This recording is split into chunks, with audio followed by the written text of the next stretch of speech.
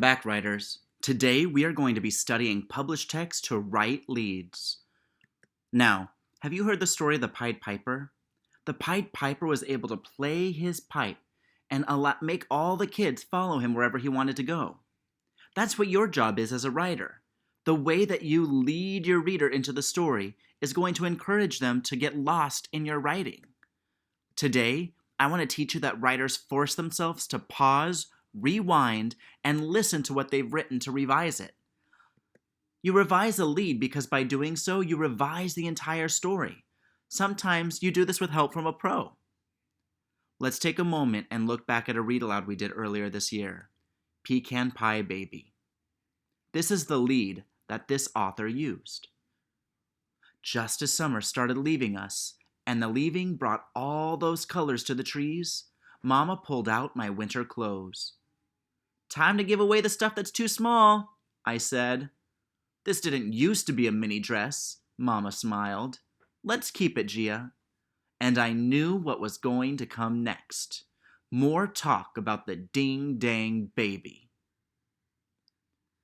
This author started off by a small action and then character dialogue. Let's take a look at another mentor text to see what this author did at the start of their story. Here's Fireflies by Julie Brinklow. On a summer evening, I looked up from dinner, through the open window to the backyard. It was growing dark. My treehouse was a black shape in the tree, and I wouldn't go up there now. But something flickered there. A moment. I looked and it was gone. It flickered again over near the fence. Fireflies. "Don't let your dinner get cold," said Mama. I forked the meat and corn and potatoes into my mouth. "May I go out, please? The fireflies." Mama smiled and Daddy nodded. "Go ahead," they said. Take a moment and think, what did these two authors do that brought you into the story?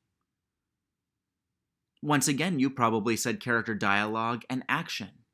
In Fireflies, Julie Brinklow showed the excitement of the little boy who just wanted to go out and catch fireflies. Right now, take a moment and think, what could you do at the start of your story that could really draw your reader in? Remember that sometimes stories start not with a big action, but with a small action. And this can be the action in the setting, as when the fireflies flicker on and off.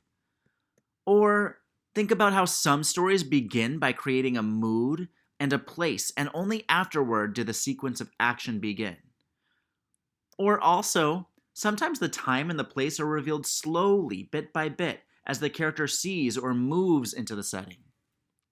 Let's take a look at what the fourth graders did from last year at the start of their story.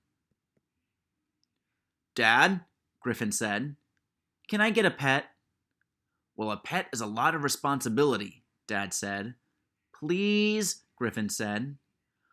"If I can see that you are responsible enough, you can get a pet," said Griffin's dad.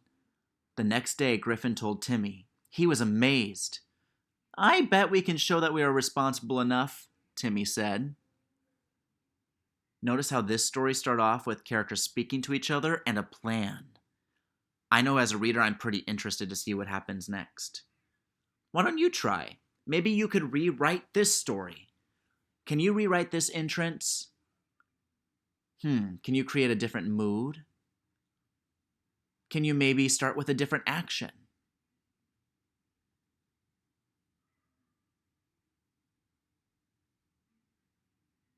Let's take a look at what this student did in different revisions. Now, today you are going to want to write 3 different revised leads. And I want to show you how the author took this lead and revised it multiple times. Here are the first and later versions. Let's read the first version. As Griffin Thompson was walking down the aisle of pets at Sam's pet shop, he was looking at a cage of baby squirming hamsters. Then he remembered the time he got his pet mice and how they got squashed by the chair. "Come on," said his dad. "Can I get a pet?" Griffin said. "No," said Griffin's dad. "If you show me that you're responsible," said his dad. Notice how that first version still was starting with the same story, but started it in a different way. Here's a later revision that this person did. The smell of the air of the pet's fur rubbing against the cage. The smell of the dog's breath panting. Oh, Griffin could hear the hamster squeaking as they ran. He could hear the running water in the fish tank. It felt like all of the animals were his pets. He could hear the cats purring, and he could hear the turtles walk. It smelled like dog and cat fur. He could hear the birds squawking and making loud noises. He could see the little turtles rest under their mom. He saw one little turtle all alone under its shell. He saw it go under a big rock like a cave. He wanted to take the little turtle home. Writers, do you notice how this author did not erase their original introduction, but rather wrote the first revision, a later revision? Today in your Google Docs, do not erase your introduction, but label it Introduction 1, Introduction 2, Introduction 3. Okay, writers, so you might be asking yourself, why am I revising my leads already? I'm not even done with my story. And that's a valid question. But something I want to remind you is that writers don't wait until they're done drafting an entire story to go back and start the revision process. Good writers are always revising, even as they're still drafting. So, today, as you revise your introduction, I want you to think about what are some different ways that you could try it out. Remember, maybe one introduction can start off with character dialogue, or maybe another one could start off with a really loud sound or action. Now, I want to show you how to do this on Google Docs because I don't want you to erase any of the work that you've done. I want you to show all the work that you've done in this process. So, join me as I show you what I do in my Google Docs, all right? All right, writers. Here's my scene 1 for Jonas the homeless cat. Right now I already have my scene written out, but I need to revise my lead a few different ways. Now, you don't want to erase the work that you've already done. Here's the lead that I already have. The rain fell over Brooklyn, New York, making everything a soggy mess. Out of the trash area, a little black cat looked around for food. He sniffed a wrapper of a McDonald's hamburger, thinking that he wished there were still a bun or a bit of meat and cheese to snack on. Just then, the little black cat heard a sound around the corner. As he peered around, he noticed a woman throwing out recyclables into a big blue trash can. All right, writers. Now remember, we can try out a few different leads.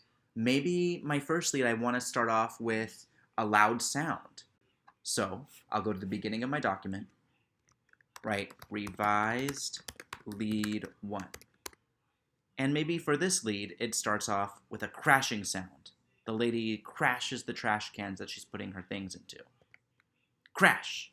The lids of the garbage cans crashed down, and a scared little black cat looking for food was startled back into the shadows of the building.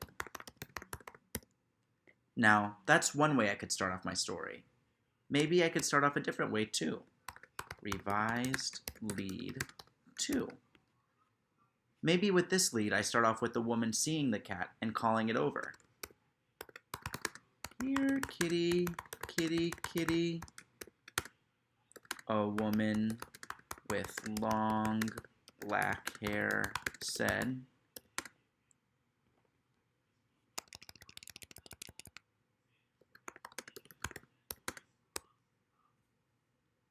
Or maybe I could start off with something else, maybe a description of the setting. But notice how I don't erase the work I already did. Go back, write revised lead 1, revised lead 2, and revised lead 3. Try 3 different ways that you could start off your story. All right, writers, that's how you do it. Now, today when you're finished with your 3 different leads, I want you to continue drafting the rest of your story. Now, we have a few more days of work ahead of us, so don't panic if you're not done yet. But you still want to do your best work. All right, writers, until next time.